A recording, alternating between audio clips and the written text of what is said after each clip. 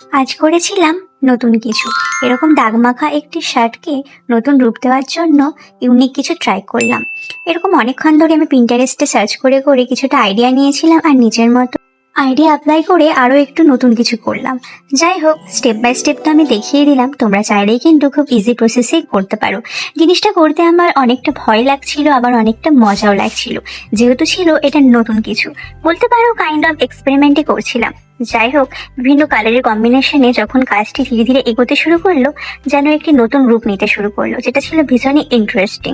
আমি নিজেও ভাবিনি জিনিসটা ঠিক এত সুন্দর হয়ে উঠে আসবে।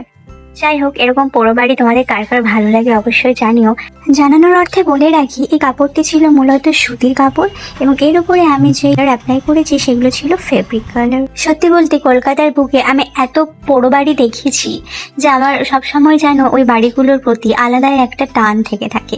আমি ভাবি কখনো তো কেউ এখানে থাকতো, সেই দিনগুলো ছিল হয়তো তাদের কাছে সুবর্ণ, সেটা কিন্তু আজ নেই। এখান থেকে আমরা একটি কথা জানতেই পারি যে অতীত কিন্তু কখনো ভোলার নয়, বরং তার থেকে আমাদের শিক্ষা নিয়ে এগিয়ে যেতে হয়। তো আমার কাজটা কেমন লাগলো অবশ্যই জানিও, আর পাশে থেকো।